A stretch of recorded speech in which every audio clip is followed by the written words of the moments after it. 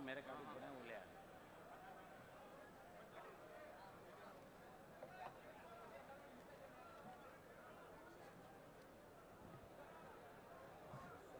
आवाज तो इसमें ज्यादा गजब की आती है, आवाज थोड़ा पास में जरूर इसमें आगे खड़े हो।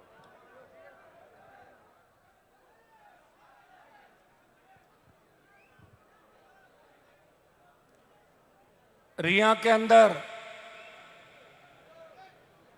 आज बजरी माफिया के खिलाफ हल्ला बोल कार्यक्रम के अंदर मनसा सिंह मेड़ता की लाडली विधायक आप सबके बीच सुख दुख के अंदर सत्ता के विरोध में खड़ी इंदिरा बावरी जी, भोपालगढ़ के विधायक और पार्टी के प्रदेशाध्यक्ष पुखराज जी गर्ग साहब, खियूसर के विधायक छोटे भाई नारायण बेनीवाल, सारे तमाम जितने भी सरपंचगण, पादू रिया से लेकर तमाम रिया समिति के सरपंचगण, पंचायत समिति के मेंबर, पूर्व प्रधान प्रतिनिधि भाई नैम सिंह जी आगरा से राष्ट्रीय सचिव, हरियाणा से नेहरा जी, सम्मानित मंच, उपस्थित हजारों की तादाद में इस तपती धूप के अंदर इस राजस्थान के आम आवाम की लड़ाई लड़ने के लिए पिछले 20 साल से मेरा साथ दे रहे रिया, मेड़ता, सही, देगाना, अजमेर और पूरे राजस्थान के कोने कोने से पधारे हुए मौजूद बुजुर्गों, नौजवान साथियों, मेरे छोटे भाइयों, प्रेस मीडिया के, प्रिंट मीडिया के मेरे भाई, इलेक्ट्रॉनिक मीडिया के मेरे भाई और जो प्रशासनिक अमला यहां पे पहुंचा है, और इस कार्यक्रम की सफलता 2 दिन की मेहनत, और 2 दिन की मेहनत के अंदर आप सबने राजस्थान के अंदर ये संदेश दिया कि हनुमान बेनीवाल को गांव गांव जाने की आवश्यकता नहीं, हर व्यक्ति हनुमान बन के हनुमान की लड़ाई को इस देश के अंदर लड़ेगा, प्रदेश के अंदर लड़ेगा। 3 रैलियां हुई अभी पिछले दिनों के अंदर। लूणकरणसर के अंदर महापंचायत हुई, डूंगरगढ़ के अंदर किसानों की महापंचायत, और रिया के अंदर बजरी माफिया के खिलाफ जो हल्ला बोल कार्यक्रम था, आज की रैली ने आपने साबित कर दिया। रैली के अंदर हजारों हजार की तादाद के अंदर पहुंच के, और जिस तरह नौजवानों का जोश, और आपने जिस तरह जेसीबी से फूल बरसाए, ये तो मैं मजबूत हूं, मेरी जगह अगर कमजोर नेता होता तो फूलों से दब जाता नीचे। वो स्वागत करके नौजवानों ने देश के अंदर ये संदेश दिया, हम हमारे भाई के साथ हैं, हम सत्ता के विरोध में खड़े हैं, हम उस मिट्टी के लाल हैं जिसने आज़ादी के आंदोलन से लेकर आज तक देश की सरहदों की अगर रखवाली करी, हम लोगों ने करी। वीर तेजाजी महाराज जो इस नागौर जिले की धरती से आते हैं, गुजरी की गायों के लिए अपने प्राण न्यौछावर करके एक संदेश विश्व के अंदर दिया कि प्राण जाए लेकिन वचन नहीं जाना चाहिए। हनुमान बेनीवाल वीर तेजाजी का भक्त है। 2008, 13, 18 के अंदर राजस्थान की विधानसभा और लोकसभा के अंदर 19 में तेजाजी के जयकारे के साथ इस देश के किसान और जवानों को यह संदेश दिया था कि देश के जवान किसान को जब भी मेरी आवश्यकता पड़ेगी, मैं सत्ता को ठोकर मार के मेरे भाइयों के साथ खड़ा मिलूंगा। यह संदेश मैंने पूरे देश के अंदर दिया था। अभी हरियाणा के ताऊ जो बात बता रहे थे, भाइयों, जब मोदी की सरकार ने 3 कृषि विरोधी बिल लाए, मैं एनडीए का साथी था। आज जिन लोगों के नाम मंत्रिमंडल में आ रहे हैं कि ये मंत्री बन रहा है, वो बन रहा है, वो तो मैं 2.5 साल पहले ही बन जाता। मैंने कहा हरियाणा पंजाब का आंदोलन था, उत्तर प्रदेश दिल्ली के लोग साथ आए, राजस्थान में आंदोलन कहीं नहीं था। अगर राजस्थान के अंदर हरियाणा पंजाब और यूपी के भाइयों का साथ किसी ने दिया, मेरे छोटे भाइयों का किसान कौम की तकलीफ समझ के, मेरी पार्टी देश की सबसे नई पार्टी है, आप गूगल पे सर्च करना। मैं चाहता तो मोदी के साथ सत्ता का आनंद ले सकता था, जिस तरह राजस्थान के 4-5 मंत्री ले रहे हैं दिल्ली के अंदर।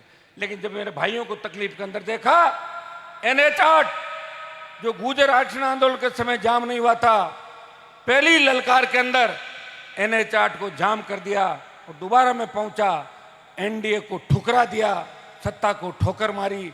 और देश के सांसदों के अंदर अगर 70 दिन कोई सांसद सड़क पे अपने भाइयों के बीच बैठा, पूरी सर्दी जिसने निकाली ठंड के अंदर, वो नागौर का सांसद था, जो नागौर और किसान के सम्मान की लड़ाई पूरे देश के अंदर अपने भाइयों के लिए लड़ रहा था। भाइयों, उसके बाद बढ़ती महंगाई को लेके इस राजस्थान को विशेष राज्य का दर्जा देने की बात अगर लोकसभा के अंदर किसी ने करी, मैंने इस मामले को उठाया। हम उस राजस्थान से आते हैं जिसे विशेष राज्य का दर्जा मिलना चाहिए। इस राजस्थान में रेतीले धोरों के साथ साथ अरावली की पर्वतमालाएं, लंबा ट्राइबल बेल्ट, चंबल के बीड़ और तमाम वो मापदंड राजस्थान पूरे करता है जो विशेष राज्य का दर्जा लेने के लिए हम हकदार हैं। अगर विशेष राज्य का दर्जा हमें मिल जाता तो न तो आपको टोल देना पड़ता, न बिजली का पैसा देना पड़ता, और न पानी के लिए आपको इस तरह देखना पड़ता, न विकास के लिए सरकार की तरफ टकटकी लगा के देखना पड़ता। भाइयों, इस बात को अगर बल किसी ने दिया तो नागौर के सांसद ने आपका सम्मान बढ़ाया, किसान कौम का सम्मान बढ़ाया। और देश में एक बात चली कि 2003 से लेके 2023 तक इस राजस्थान में कोई लड़ाका अगर हुआ, वो हनुमान बेनीवाल है, जो नागौर के एक गांव से आता है, जो किसान का बेटा है, वो तेजा जी का भक्त है, वो 36 कौम के लिए लड़ता है, सर्व समाज के लिए लड़ता है। लड़ते लड़ते कई बार ऐसी स्थिति भी आ जाती है कि हमारी लोगों के खिलाफ लड़ना पड़ता है। वो तो न्याय और अन्याय की लड़ाई है। अन्याय जहां भी होगा, और अन्याय करने वाला कितना ही ताकतवर हो, कितना ही बड़ा माफिया हो, जिसका पीछा मैंने किया उसको दिन में तारे दिखा दिए, मैं कभी बेक नहीं हुआ, अगले कोई जमीन चटा दी। और ये आप जानते हैं राजस्थान की राजनीति का कितने बड़े बड़े नेता थे, किस तरह सरकारें चलाते थे जयपुर से। मुझे इस बात की खुशी है कि मैंने मेरे भाइयों को जगा दिया। आपको साथ रख के चलना बड़ा टेढ़ा काम है। जवान को साथ रख के चलना, फोन नहीं उठाओ तो नाराज, 99 में काम कर दो, एक नहीं करो तो नाराज। मैं भी हो जाता हूं अगलों से, मेरा काम एक नहीं हुआ, क्यों? अपने ये डीएनए के अंदर है, खून है अपना। नाराज जल्दी हो जाते हैं, लेकिन ध्यान भी बहुत रखते हैं। बिना पैसा अगर इस देश प्रदेश में कोई रैलियां कर रहा है, मैं ही कर रहा हूं। मोदी परेशान है, ईडी भेजूं तो कहां भेजूं, 1 रुपया नहीं उसके पास। गहलोत परेशान है, मुकदमे कहां दर्ज करूं, पैसा का लेन देन ही नहीं है, जरूरत ही नहीं मुझे। आप हजारों की तादाद के अंदर आए, अपने साधनों से आए सारे के सारे। ये डोम बोम का जो सारा खर्चा लगेगा मिल बांट के कर लेंगे, आपका सहयोग है। और आपके सहयोग से ही हनुमान बेनीवाल ने 20 साल की लड़ाई लड़ी। लेकिन मैंने इस लड़ाई के अंदर एक चीज का ध्यान रखा, रिया का बजरी माफिया मेरे दरवाजे पे नहीं आ सकता, मेरे साथ फोटो भी नहीं खिंचा सकता। ये दम अगर किसी के अंदर है, नागौर के सांसद के अंदर है। मुझे पता है कि नागौर जिले के कई कांग्रेसी विधायकों के घर पे हर महीने 15-20 लाख का लिफाफा मेघराज सिंह बजरी माफिया पहुंचाता है। ये नागौर का ही नहीं, जोधपुर, बाड़मेर के अंदर तो हमारे सरकार के एक मंत्री थे, बड़ी बड़ी बातें अब करने लगे जब गहलोत ने धक्का मार के उनको बाहर निकाला सड़क पे। पहले तो गहलोत को पॉलिटिकल पापा कहता था, अब कहता है कि गहलोत ठीक नहीं है। उसके भाई ने ही बाड़मेर का ठेका ले लिया बजरी का पूरा। भाइयों, कहाँ लड़ाई लड़ेंगे आप बताओ। मैं सरपंच साहब को रामनिवास जी कह रहा था गाड़ी के अंदर कि ये स्थिति है हमारे लोगों की। सारे सारे बिजनेस कर रहे हैं। जेके का ठेका हमारे नेताओं के पास, जिन्होंने 70 साल नागौर चलाया। अंबुजा आया, गोदी में बैठ गए। कोई और आया, गोदी में बैठ गए, अपने ट्रक लगा लिए, भाई भतीजे जवाइयों को लगा लिया। तो फिर जो लोग उनके लिए काम करेंगे वो जनता के लिए काम नहीं करेंगे। उनको सस्ती बजरी से कोई मतलब नहीं। मैं बजरी माफिया के खिलाफ हमेशा राजस्थान की विधानसभा के अंदर, चाहे वसुंधरा की सरकार थी तो भी यही बजरी माफिया वसुंधरा को जेब में लेके घूमता था। और गहलोत की सरकार के अंदर इस बजरी माफिया ने यह कहा, मैं किसी को कुछ नहीं समझता, कांग्रेस भी मेरी जेब में है और भारतीय जनता पार्टी भी मेरी जेब में है। और ये 5 लाख टन से ज्यादा जो स्टॉक यहां किया है, मैं ये अधिकारियों को कहना चाहूंगा, आज बजरी माफिया के खिलाफ अगर कार्रवाई नहीं हुई तो स्टॉक इस तरह यहां पड़ा नहीं रहने देंगे। मैं ये भी प्रशासन को कहना चाहूंगा, जे समय रहते इस बात की तैयारी कर ले कि नागौर में कानून व्यवस्था नहीं बिगड़े, और नागौर में अगर बिगड़ गई तो पूरे राजस्थान के अंदर बिगड़ जाएगी। इस बात का भी ध्यान आपको रखना। यहां तो चारागाह है नागौर, तो कोई भी आता है चर के चला जाता है। कोई कलेक्टर आता है वो खूब मोटा माल लेके ऐसे जाता है, कोई एसपी आता है पूरी भूख यहां से निकाल के जाता है, और जाने के बाद कहता है कि नागौर से बढ़िया इलाका नहीं, क्योंकि बोलने वाला कोई है नहीं। एक व्यक्ति लड़ रहा है, लड़ते लड़ते हुए एक व्यक्ति पूरे राजस्थान में लड़ाई लड़ रहा है। समय कम है और लोग ज्यादा हैं, दुश्मन ज्यादा है, बदमाश ज्यादा है। लड़ते लड़ते मेरे साथ ये भी पीड़ा रहती है, हमारे बच्चे भी जोश के अंदर होश खो देते हैं, उनकी रखवाली भी करनी पड़ती है और सरकार उसे लड़ना पड़ता है। फिर विकास अगर नहीं कराएं, पानी मंगो, फिर विकास अगर नहीं कराएं तो आप कह दोगे कि खाली भाषण ही देते हैं माइक पे, काम तो हो ही नहीं रहा है।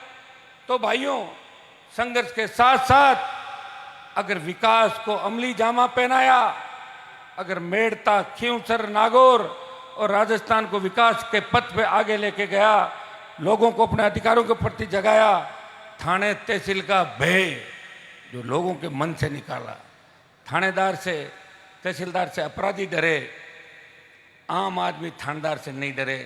अगर ये मजबूती आपको दी तो आपके भाई ने इस राजस्थान और नागौर के अंदर आपको मजबूती दी लंबे समय से।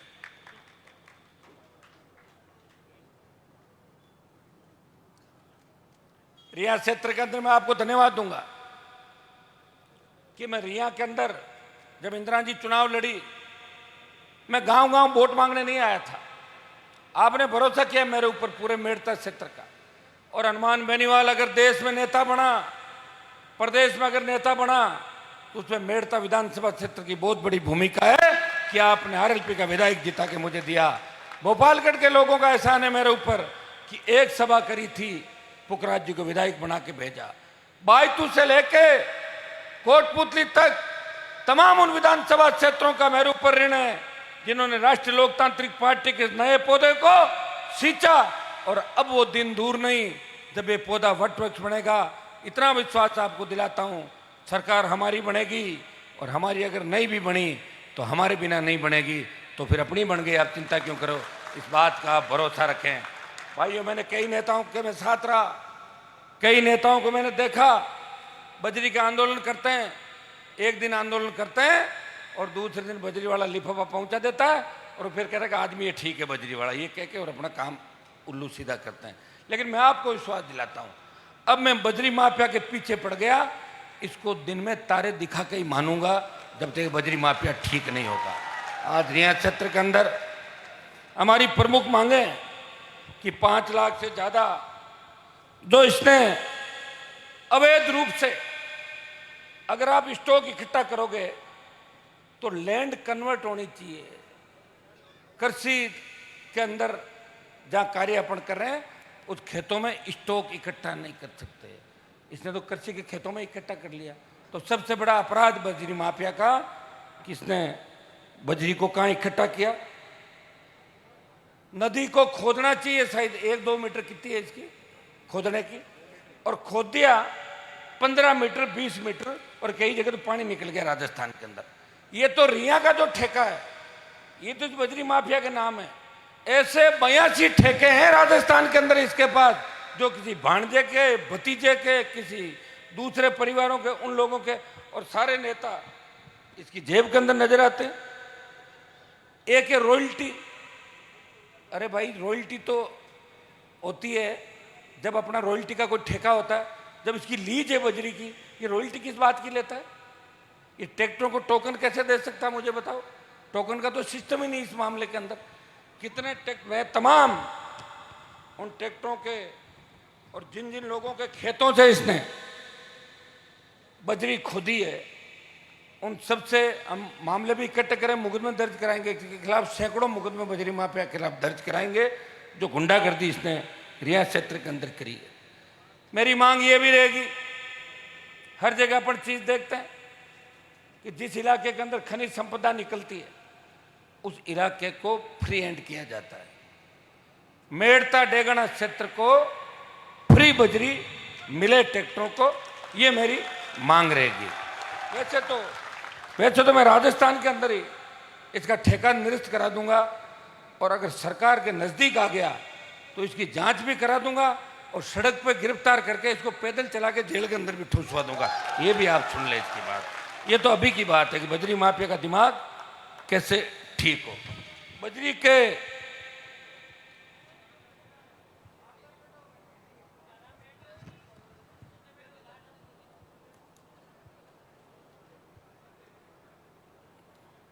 एक जितने गुंडे बदमाश है, पंजाब से, हरियाणा से, यूपी से, सारे गुंडे बदमाश नाकों पे बैठे हैं।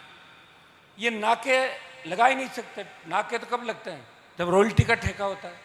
ये नाके गलत है। आज या तो सरकार इन नाकों को उखाड़ेगी, नहीं तो चाहे मुझे रात को बैठना पड़े, ये नाके फेंकवाऊंगा यहाँ से उठा के मैं सारे। ठीक है, कोई नाका इस रियासत क्षेत्र के अंदर कोई नाका नहीं रहेगा। अगर नाका रहेगा तो फिर हम नहीं रहेंगे यहाँ पे, ये भी तय है। नाके हटवाऊंगा सर।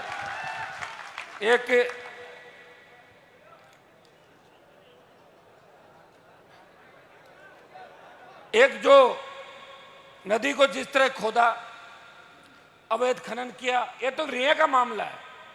परसों कोलाहित के अंदर अल्लाह बोल हमारा, टोंक में है, भीलवाड़ा के अंदर है, धोरी मन्ना के अंदर है, तमाम जहां जहां जगह इसने बदमाशी करी है। आप जानते हैं भारतीय जनता पार्टी इसकी गोद में बैठ गई। मैं नाम नहीं लेना चाहता।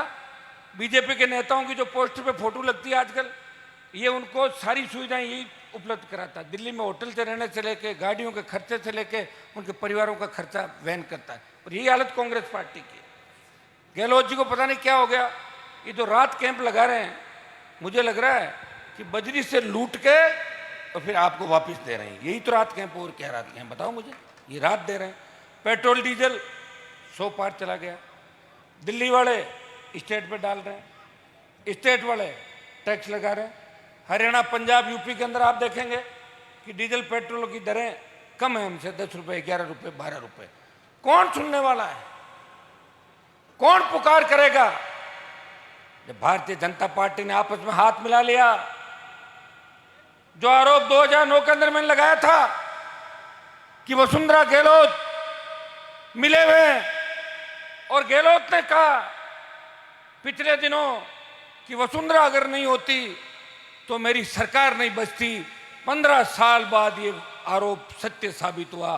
अगर कोई व्यक्ति लड़ रहा है, और भाइयों पार्टी बना के लड़ने के अंदर बहुत जोर आता है।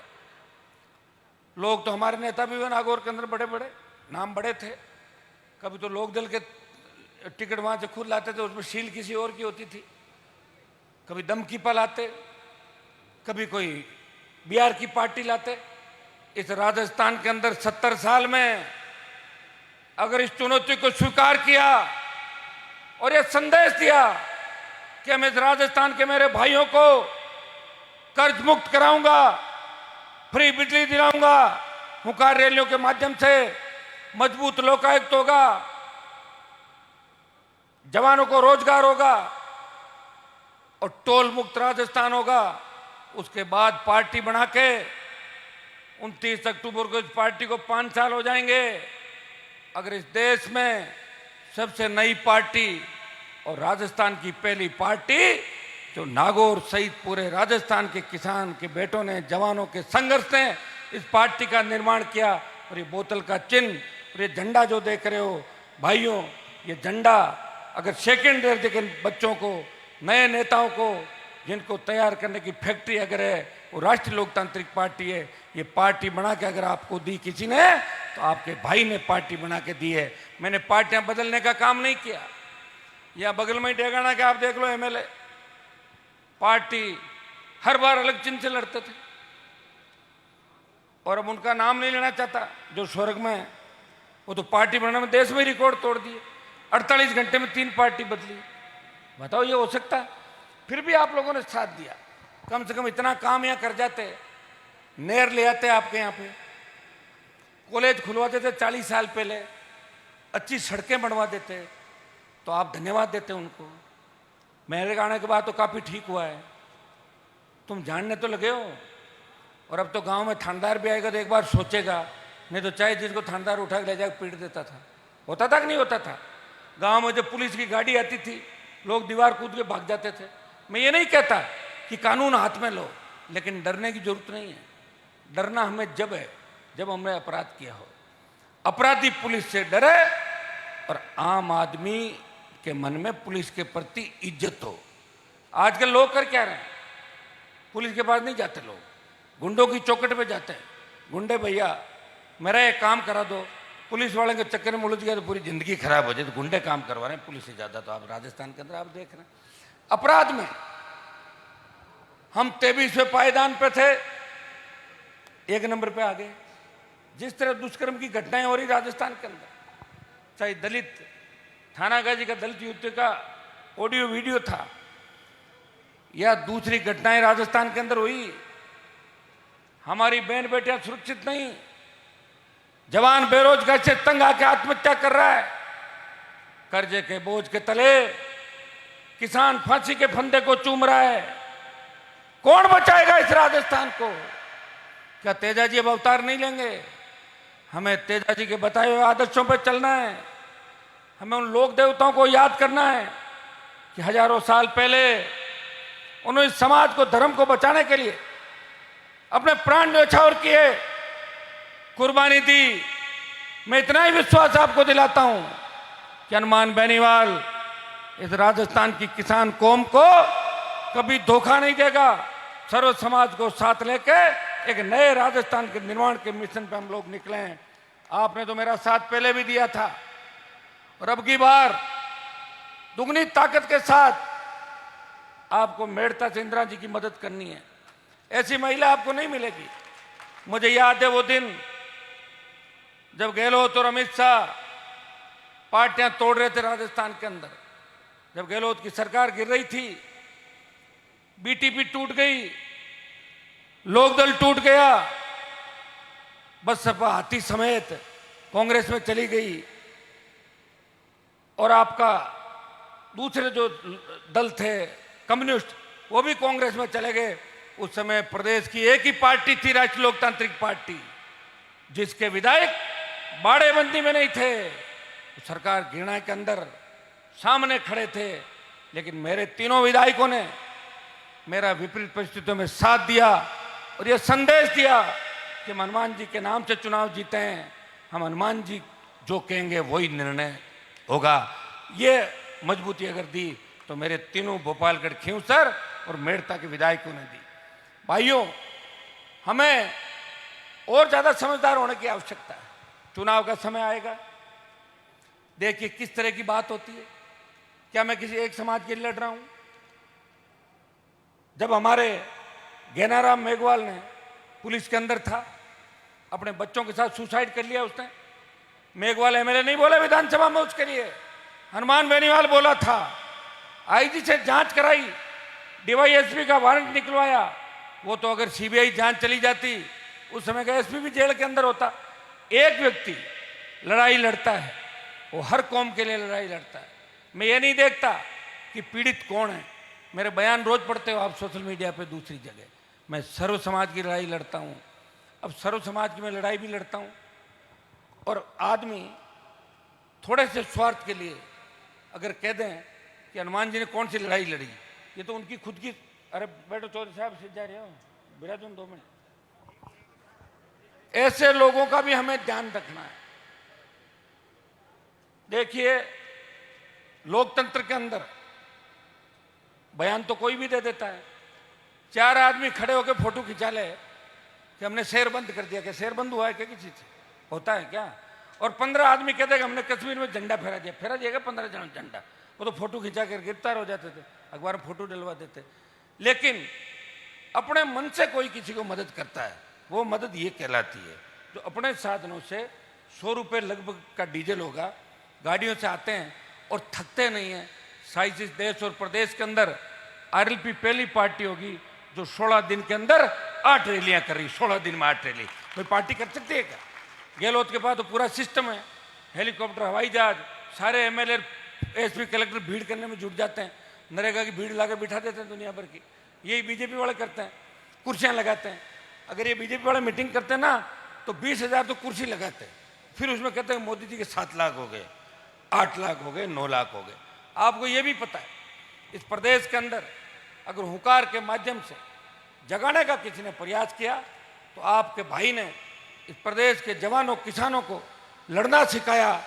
और ये वही नागौर है। 20 साल पहले जब मैं आया था, एक कांस्टेबल गांव में आता था तो गांव वाले कहते थे आज पुलिस की आई घरे।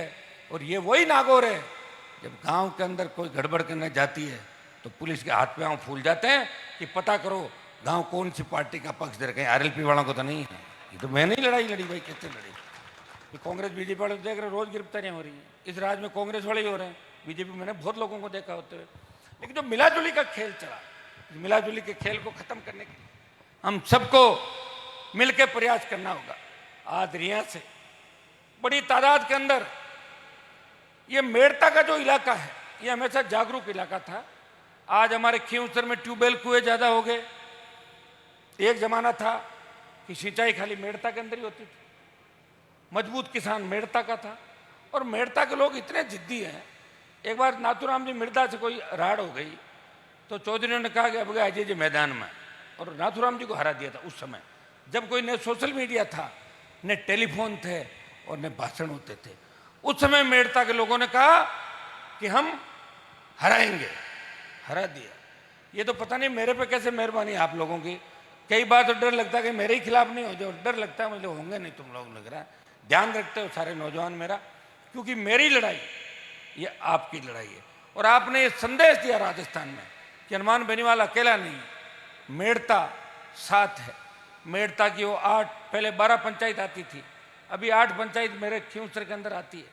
उन 12 पंचायत के अंदर 3 में मैं चुनाव जरूर हार गया था, लेकिन 12 पंचायत में मैं आगे था। लगातार हर परिस्थिति के अंदर इन मेड़ता की पंचायतों ने हनुमान बेनीवाल के परिवार का 43 साल तक ध्यान रखा। रिया के इस इलाके को मैं आश्वस्त करना चाहता हूँ। मैं जब इस इलाके के अंदर घूमा था, रैलियों के समय, दूसरे समय, और सर्व समाज जिस उम्मीद से मेरी ओर देख रहा है, मैं आपको विश्वास दिलाता हूँ कि सर्व समाज को धोखा नहीं दूंगा किसी को भी। मेरे घर के दरवाजे आपके लिए खुले हैं। हाँ, कई बार ये होता है अकेला व्यक्ति हूँ, थक जाता हूँ, थोड़ा हैंग हो जाता हूँ मोबाइल की तरह। उस बात को ज़्यादा दिल से मत लो, क्योंकि वापस काम भी मुझे करने वाला कौन बताओ? एक व्यक्ति है, प्रयास कर रहा है, पार्टी भी चलानी है, आंदोलन भी करने हैं, चोरों से लड़ना है, बेईमानों से लड़ना है, माफियाओं से लड़ना है, गरीब को गणेश मान के सेवा करनी है। और जो मेरे पास आएगा उसके सामने वाला कोई कांग्रेस के बड़े नेता का रिश्तेदार होगा, कोई भाजपा के बड़े नेता का पार्टनर होगा, उनके खिलाफ लड़ाई लड़ रहा हूँ। 20 साल लड़ते लड़ते हो गए। आज इस हल्ला बोल आंदोलन के माध्यम से हम सरकार को चेतावनी देते हैं। सरकार ने अगर हमारी नहीं सुनी, जिस तरह NH-8 दिल्ली को घेरा था, इस राजस्थान की सरकार को घेर लेंगे, मुख्यमंत्री को जयपुर से बाहर नहीं निकलने देंगे और सारी सरकार को जयपुर में बंधक बना लेंगे। ये मैं यहां से घोषणा आज रिया के इस कार्यक्रम से करना चाहता हूं। भाइयों, आज बजरी माफिया का जो आतंक है, और बजरी के आए दिन आप किससे पढ़ते हो, पुलिस मजबूर है। मुझे नहीं पता कि बंदी क्या होती थानों की, मुझे कोई कह रहा था कि पादू थाने की बंदी कितनी लाख बताई थी, 50 लाख। अब बताओ, पादू थाने की 1 महीने की बंदी 50 लाख, और 2 साल कोई थानेदार यहाँ रह गया, कितने लाख हो गए उसने? तो फिर वो हमसे काबू आएगा कि इतना पैसा होने के बाद? वो विदेश भाग जाएगा, बाद में क्या कर लोगे उसका? 50 लाख बता रहे बंदी। बजरी माफिया कांस्टेबल को अगवा करके ले गया, 7 किलोमीटर दूर छोड़ा। ये पाली का एक मामला। देखिए बजरी माफिया किस तरह हावी है। राजसमंद में पुलिस चौकी से 200 मीटर दूर 2 युवकों की कुचलकर हत्या, पकड़े जाते मुलजिम। अलवर में पुलिस का वाहन रोन दिया बजरी माफिया ने, पूरी नदी काट ली। एक तब तो अब्दुल रहमान के मामले की सुप्रीम कोर्ट बात करता है, गरीबों के घर उजाड़े जाते हैं। गोचर अंगोर के अंदर जो 100 साल से लोग रह रहे हैं, हाई कोर्ट आदेश देता है, पुलिस पहुंच जाती है। बंजारा जब आंदोलन हुआ था नागौर के अंदर, बंजारों के बड़े वोट नहीं नागौर के अंदर। मैं धन्यवाद दूंगा मेड़ता की विधायक और भोपालगढ़ विधायक का, मैं नहीं था। ये दोनों भिड़ी वहां पे जाके मुकदमा भी दर्ज हुआ और सुप्रीम कोर्ट के अंदर मुकदमा चल रहा है। भाइयों, आप ये बताएं कि इससे बड़ा जो खेल खेला जा रहा बद्री का, इसके अंदर हम ये भी चाहेंगे कि ये मामला ईडी को भेजें। आजकल ईडी राजस्थान में घूम रही है, तो हम चाहते हैं कि बद्री के खेल को भी इसको ईडी के अंदर हम दें।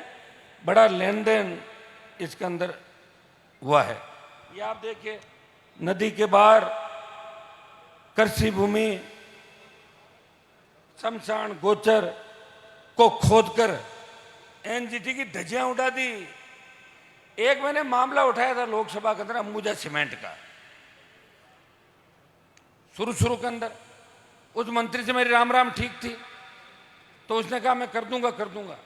2-3 महीने कुछ भी नहीं हुआ, मंत्री दोबारा मिला। अरे मैंने कहा क्या किया आपने?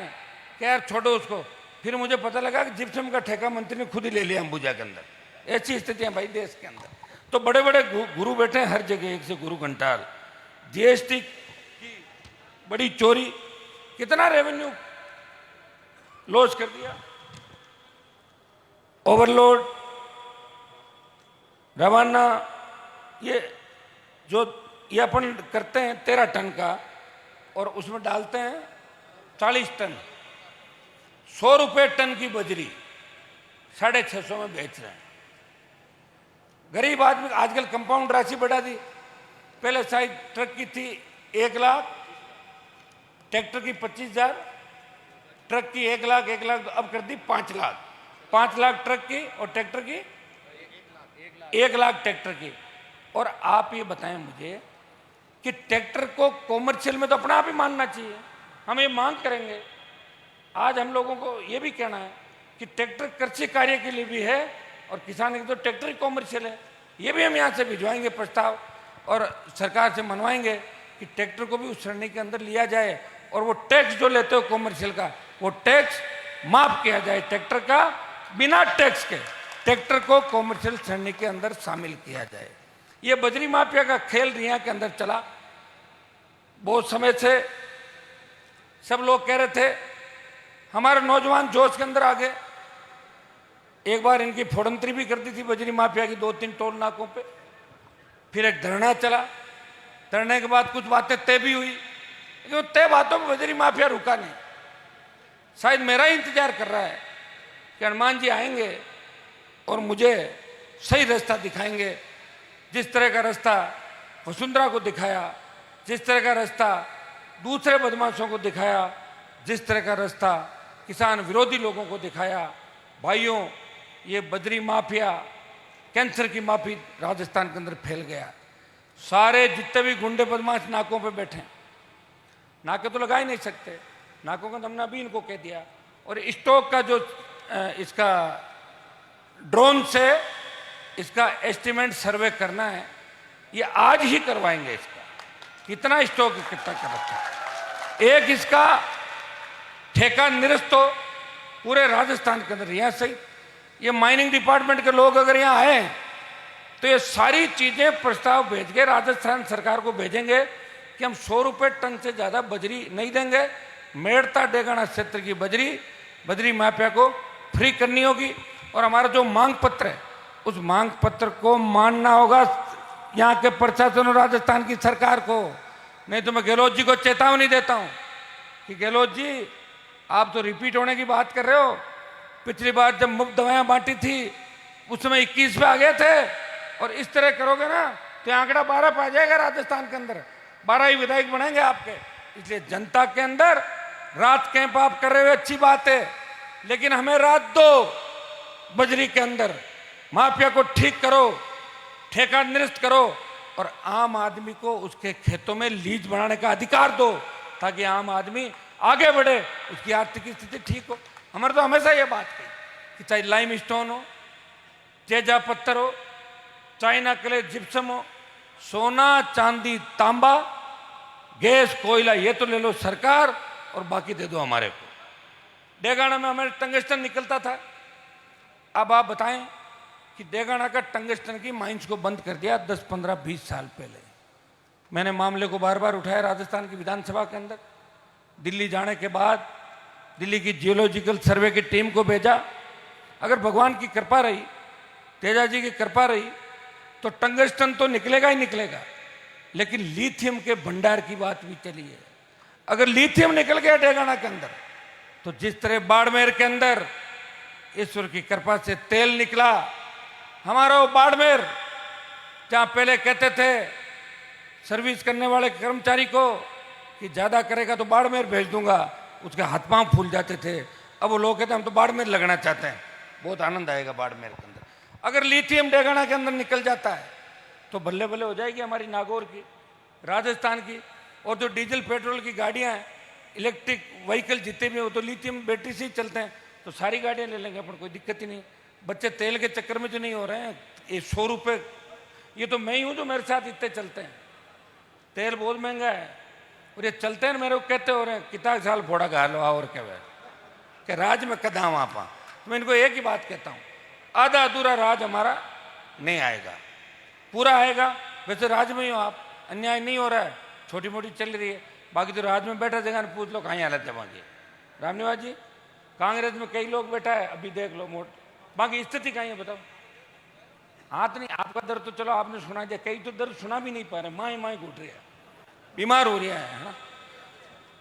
भाइयों, इस मौके पे अभी आप लोग, मेरा भाषण खत्म होने के बाद आपको जाना नहीं यहां से, अगला पड़ाव कुछ भी हो सकता है।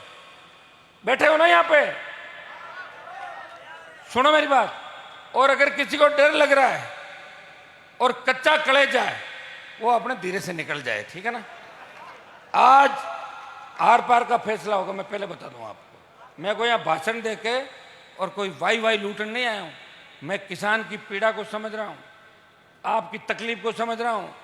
आज बजरी, अगर गरीब आदमी, ये प्रधानमंत्री आवास योजना है, उसमें भी अगर बजरी लाएगा, क्या स्थिति बन गई बताओ मुझे। कोई एक गरीब आदमी अगर बजरी का काम कर रहा है, आप बताएं, जो गुंडागर्दी इन्होंने करी, जो कंडम ट्रक डंपर हो गए, उनके रवाना दे दिया आप। ये बताइए, सारा सारा जो खेल है। हम चाहेंगे कि आप लोगों के पास भी जो कागज है, मैं मंच पे बैठा हूं, फोटो में बाद में खिंचाना। आप सुनो मेरी बात, आपके फोटो ही जल्दी जाता रहती है। ये जिसके पास जो भी कागज है, जिनके खेतों से बजरी खोदी, वो सब मुकदमा दर्ज कराओ इसके खिलाफ। दम है क्या? तो कागज ले लेगा, आ जाना, अभी मैं यहीं बैठा हूं, ठीक है ना। सारी एफआईआर कराएंगे, और चाहे रात लगे दिन लगे, आर पार की लड़ाई होगी। उठ के जाना नहीं है, और उठ के आप अगर चले जाओगे, मैं नहीं जाऊंगा उठ के, मैं पहले बता दूं आपको, ठीक है ना। इसलिए सबको यहीं पे रहना है। और अगर कोई बीपी का पेशेंट हो, कोई टेबलेट वगैरह, तो मंगा लो अभी टाइम पे ही, क्योंकि आज आर पार का मामला करेंगे हम, ऐसे नहीं जाएंगे। आज हो सकता है कि आपको उधर भी कूच करना पड़े, जहाँ वो स्टॉक है ना, किधर है वो, उसको भी देखेंगे, स्टॉक कहाँ है, उसको भी देखने के लिए चल सकते हैं हम लोग। इसलिए अगला जो अगला मेरा, मैं खड़ा होकर बोलूं जब जाना, पहले ही जाके स्टॉक में मत घुस जाना तुम लोग, शांति रखो एक बार। क्या गाड़ियां ले रहा आएगा? पहले रुको एक बार मैं खड़ा होकर जब बोलूंगा ना कि हमारी बात नहीं बनी, तब अपने को अगला कदम उठाना है। आप सब मेरे पीछे रहोगे, समझ में आ गई ना? आगे मैं रहूंगा और पीछे आप लोग रहोगे। अभी एक बार बैठ के बात कर रहे हैं, कोई अगर रास्ता निकलता है तो हम देखेंगे, और नहीं निकलता है तो घी फिर टेढ़ी अंगुली से निकालेंगे।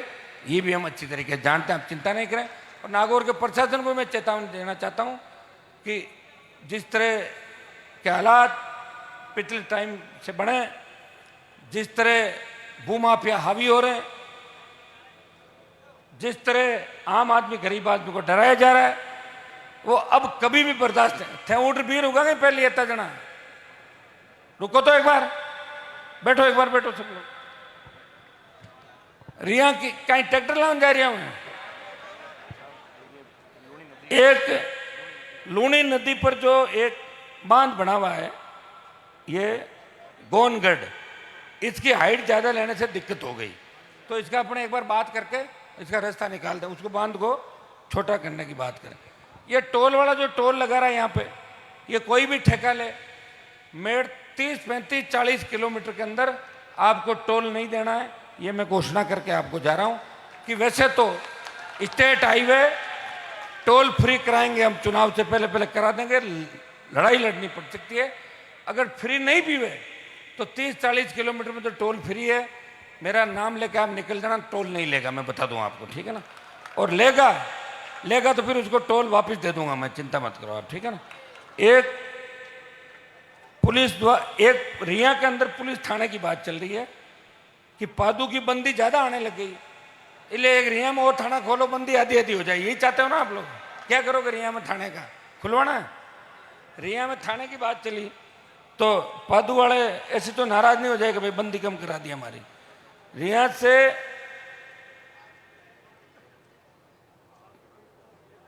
सिविल न्यायालय और कुछ डिमांड आपकी आई है। कॉलेज का जो मामला था, मेड़ता कॉलेज का कार्यक्रम था, इंदिरा जी भी बैठी थी, रामनिवास जी ने, सारे सरपंच, रामतार जी प्रधान सब बैठे थे। क्या साहब रिया में कॉलेज खुलवा दो ना। अब देखो भाई, मैं कांग्रेस पार्टी में तो हूं नहीं, लेकिन अभी चुनाव का साल है, कांग्रेस वाले भी सोचते हैं कि हनुमान जी के थोड़े बहुत काम हो जाएं तो हनुमान जी ज़्यादा नाराज नहीं रहे, और यही मोदी सोच रहा है। तो मेरा तो कागज चल जाता है, मैं इधर भेजता हूँ तो इधर चल जाता है, और दिल्ली भेजता तो उधर चल जाता है। फायदा तो आप करो, मेरे तो कोई काम है नहीं। मैंने इनको प्रॉमिस किया, मैंने कहा रिया में कॉलेज खुलाऊंगा। ये डोडियाना से आपकी सड़क जो जाएगी बिटन, 62 किलोमीटर रोड है। फिर बाद में इस रोड को टोल रोड में डालने लगे, एमएलए साहब परेशान हो रही थी। टोल रोड में नहीं, आपके वैसी अच्छी रोड बनेगी। फिर जो रोडें बन रही है, कुछ रोडों की क्वालिटी अच्छी नहीं है, इनकी में हम जांच कराएंगे। और जब आप देखोगे 2-3 दिन बाद जब दिल्ली से मेड़ता की रोडें आएगी, अगर इस जिले के अंदर खींवसर विधानसभा क्षेत्र से बाद अगर सबसे ज्यादा सड़कें बनी है वो मेड़ता विधानसभा क्षेत्र के अंदर, चुनाव से पहले पहले आपको हर जगह सड़क नजर आएगी। मैं आपको विश्वास दिलाता कि जो भरोसा आपने हमारे ऊपर किया है, यह तो सत्ता के बिना का आनंद है। सपोज करो कि सत्ता आ गई, फिर क्या होगा? फिर तो था ना देना पड़ेगा, वो काम मत करो, मांगे पहले ऑलरेडी उड़ा काम।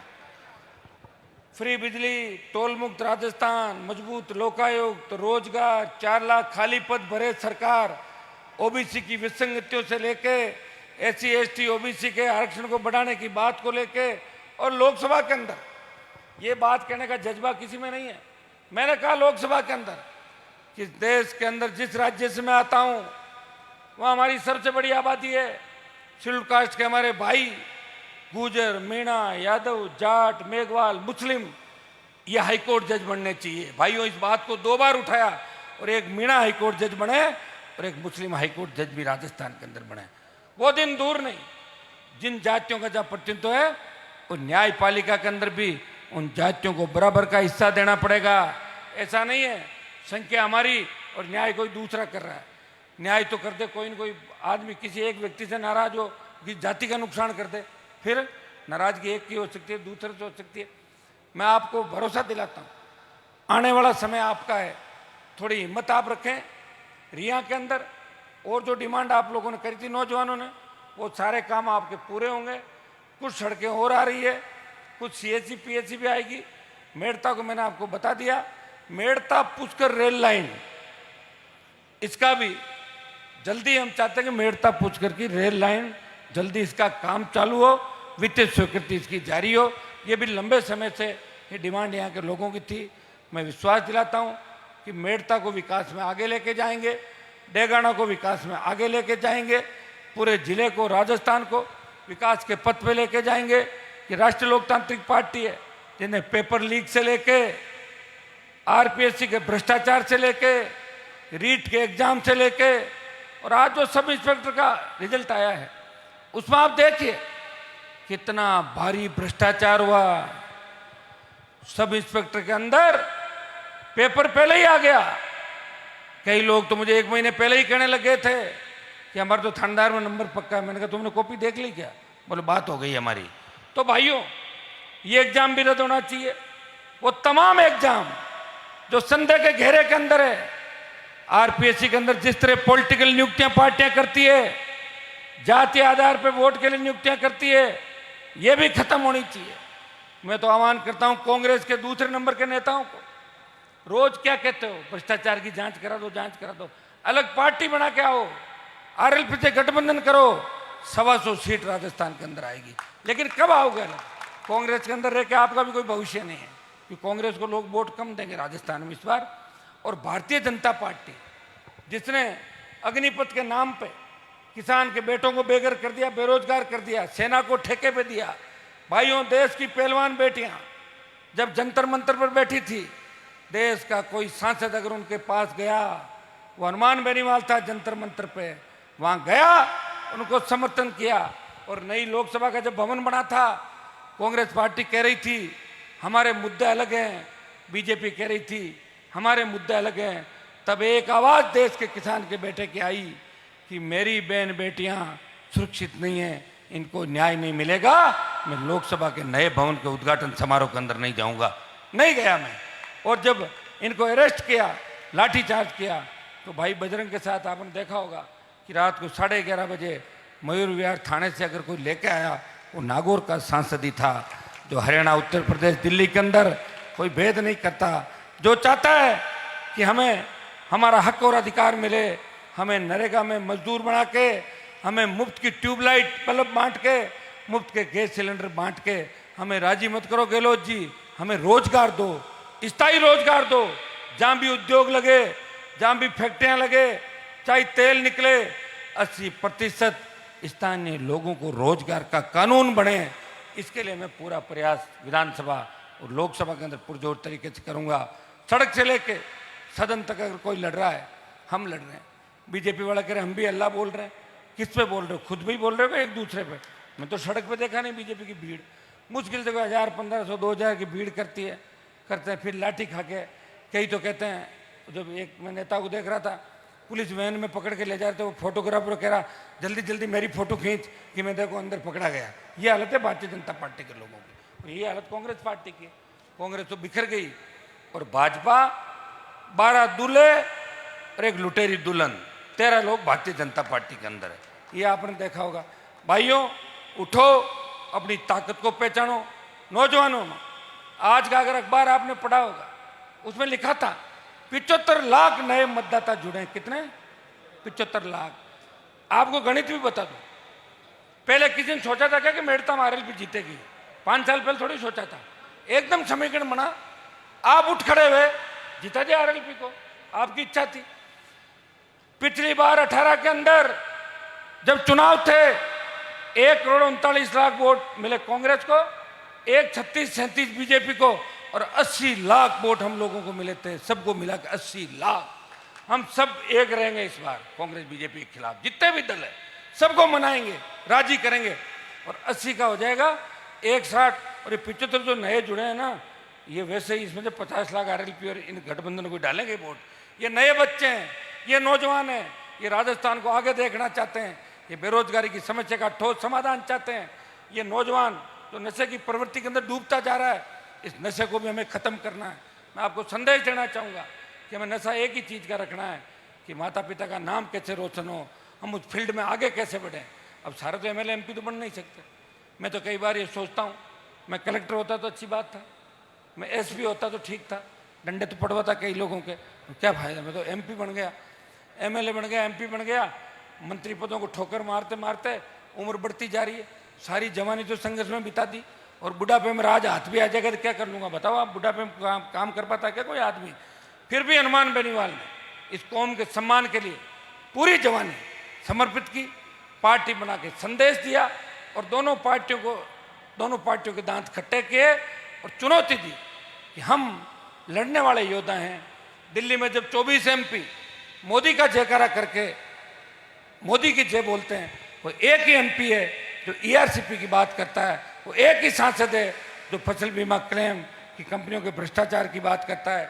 जो लोग कंपनी बना के, जो लोग सोसाइटी बना के गरीब लोगों को लूटते हैं, अपने समाज के लोगों को भी नहीं छोड़ते, उन लोगों के खिलाफ भी कोई बात करता है, हनुमान बेनीवाल करता है। पेट्रोल डीजल की कीमतें घटाने की बात करता है, नदी नालों को जोड़ने की बात करता है, शिक्षा की बात करता है, वो आपका ही सांसद करता है। इसलिए भाइयों, इस बार मुझे मजबूती दें। मुझे पता है कि राजसमंद के अंदर भी, गठबंधन के अंदर मैं आपके बीच आया था और आपने एक तरफा मतदान भारतीय जनता पार्टी के यहाँ की प्रत्याशी करके जिताया था। वो गठबंधन था, एक जगह वोट मुझे इन्होंने दे दिए और 23-24 जगह मैंने इनको दिला दिए। वो कोई बीजेपी ने एहसान नहीं किया था मेरे पे। अब जो मेरे वोट उधार है उनको पर 20-25 लाख वापस लेना है इनसे, ले गए थे लोग। इसलिए आप चिंता नहीं करें, हम सब मिलके नए राजस्थान का निर्माण करेंगे। बात को सोचने समझने की, आप ये सोशल मीडिया का जमाना है, आप सोचे समझे उस व्यक्ति का साथ दें जो आपके साथ दुख सुख के अंदर खड़ा है। इंदिरा जी को विधानसभा के अंदर, जब मैं 18 के अंदर लोकसभा का चुनाव लड़ा, पुखराज जी और इंदिरा जी थे, मैं था, तब ये दोनों उदास हो गए कि आप एमपी बन गए, अब क्या होगा। फिर आपकी इच्छा थी, मैं तो परिवार के वाद के खिलाफ था कि मैं चुनाव नहीं लड़ाऊंगा। आपने कहा घर से चुनाव लड़ाओ, नहीं तो सीट नहीं जीतेंगे। भाई नारायण को लड़ाया, आपने जिताया, उस चुनाव जिता के जब तीनों विधायक वापस गए और इन्होंने तीनों विधायकों, और इंदिरा जी का भी भाषण आपने सुना होगा कि विधानसभा में बोलते हैं जब पैर कांपते हैं, वहाँ भी इसने हमेशा मेड़ता की पैरोकारी करी। और मैंने मेड़ता और भोपालगढ़ का ध्यान इसलिए रखा कि कई लोग ये नहीं कहते कि हनुमान जी आप खींवसर का विकास तो करा रहे हो, नागौर का करा रहे हो, लेकिन भोपालगढ़ मेड़ता पे ध्यान कम रखा। इसलिए भाइयों, जब ये पूरा डाटा आएगा ना आपके सामने, तब आपको लगेगा कि अगर मेड़ता में विकास अगर हुआ है तो इन 5 सालों में हुआ है। पहले तो फालतू की बातें हुई थी, और पहले अगर सही काम होता तो मेड़ता आरक्षित नहीं होता। आपको पता, आरक्षित डेगाना हो रहा था, लेकिन मेड़ता को कर दिया क्योंकि आपके नेता जो उस कमेटी में थे, आपके साथ कमेटी में थे ना आपके एमएलए पहले वाले, कौन था? हाँ, तो जगदिन मीटिंग ही में सोएगा जा रहा हूँ, लारा काम होगा मेड़ता। मैं आरक्षण का पक्षधर हूँ, लेकिन मैं ये भी कहना चाहता हूँ कि आरक्षण भी चक्रीय प्रणाली से होना चाहिए। जिस तरह पंचायत एक आरक्षित हो जाती है, अगली बार वो हो जाती है, अगली बार एक कॉन्स्टिट्यूंसी को जाहिल है वो तो 50 साल आरक्षित रहेगा। अगर 1977 में कोई 20 साल का जवान हुआ और उसने वोट डाला तो वो 33 में कितने साल को हुई, 100 के नेड़ो होगी। और यही नहीं बोला, कोरोना के टाइम तो काफी घिपरा लोग, और कोई स्थिति होगी, उन्होंने देखा ही नहीं कि लोकतंत्र क्या है। आरक्षण मिलना चाहिए, लेकिन आरक्षण चक्रीय आधार पर मिलना चाहिए। भाइयों, लंबा समय हो गया, आप लोग भी लंबा संघर्ष कर रहे हो। आज हमारी बजरी की आर पार की लड़ाई है। अभी मैं मंच पे मेरे सारे नेताओं से बात कर लेता हूं। बजरी संगठनों के और व्यापार संगठनों के जो ज्ञापन आए, नहीं आए नहीं, बजरी वाले, जो यहाँ के लोकल बजरी वाले, ट्रैक्टरों वाले और दूसरे लोग जो ज्ञापन दे रहे हैं, हम रिया की तो बात कर ही कर रहे हैं, हम राजस्थान की भी बात कर रहे हैं कि राजस्थान में बजरी का ठेका निरस्त हो, बजरी की दरें 100 रुपये से ज़्यादा राजस्थान के अंदर नहीं हो, 100 रुपये दर सरकार करें। अगर गहलोत जी रात देना चाहते हो, स्टेट हाईवे टोल फ्री करो। पूर्ववर्ती सरकार के समय भी हमने संघर्ष करके स्टेट हाईवे को टोल मुक्त कराया था, अब आप इसको टोल मुक्त करें। और पेट्रोल डीजल की कीमतें भी राजस्थान में कम करें। मोदी कम करे कि नहीं करे, आप तो करो छोटी मोटी कम, क्योंकि आपने कितना राजस्थान पे जगह जगह ये जो माफिया छोड़े हैं, तो इनसे जो सरकार को पैसा मिला है वो सरकार को राहत दो आप लोग। ये प्रमुख मांगे हमारी रहेगी। रिया का जो ये ऐतिहासिक कार्यक्रम है, इसके लिए आयोजकों को, मेड़ता एमएलए साहब को, सारे सरपंचों को और सारे मेरे नौजवान जो ये खड़े हैं, सारी टीम, नाम इसलिए नहीं लूंगा कि ये सोचेंगे एक दो का कोई बाकी रहेगा, सारी टीम जो मेरे साथ खड़ी है, मैं सबको धन्यवाद दूंगा कि ऐतिहासिक कार्यक्रम इन्होंने कराया। मेरे हिसाब से रिया में तो कोई रैली इतनी बड़ी पहले हुई नहीं होगी, तो मैं तो जब कोई काम करता हूं तो पहली बार ही होता है सारा काम, तो अब रिया पहली बार, तो बजरी भी पहली बार ही कम होगी, हो जाएगी, चिंता नहीं करें। बालोतरा में भी हमने बड़ा प्रदर्शन किया था और 3, 4, 5 इस महीने में लगातार प्रदर्शन करके इस राजस्थान की सरकार को झुकाएंगे और आपको अपना हक और अधिकार दिलाएंगे। बजरी माफिया की दादागिरी राजस्थान में खत्म करेंगे और माफिया राज भी राजस्थान में खत्म करेंगे। कानून का राज बने, आम आदमी, गरीब आदमी को इज्जत सम्मान मिले और आपकी खुद की सरकार बने। फसल बीमा कंपनियां जिस तरह गुंडागर्दी कर रही है, जिस तरह के हालात इस प्रदेश के अंदर, देश के अंदर बने, कौन जिम्मेदार है इसके लिए? जिम्मेदार वसुंधरा और कांग्रेस का गठबंधन है। 23 साल का जो नूरा कुश्ती और जो मिलाजुली का खेल था, इसकी वजह से हम पिछड़ते चले गए। अब हम आपको आगे लेके आएंगे, हर मामले में आगे लेके आएंगे। अब मैं मेरी बात को समाप्त करके मैं यहाँ बैठा हूँ, आप लोग अभी 10, 15, 20 मिनट तक यहीं बैठो। आगे का निर्णय क्या होगा, हो सकता है हमें हाईवे की तरफ चलना पड़ जाए, हो सकता है स्टॉक जहाँ पड़ा है वहाँ चलना पड़ जाए। चलूंगा मैं पहले, समझ गया ना, पहले मैं चलूंगा, हमारे परिवार में जाइए, पहले मैं चलूंगा, फिर आप, अभी आप बैठे हैं, एक बार हम बात कर लें। बहुत बहुत आपको धन्यवाद। 2-3 जोरदार जयकारे लगाए। बोले तेजा जी महाराज की, बोले राम साहब पीर की।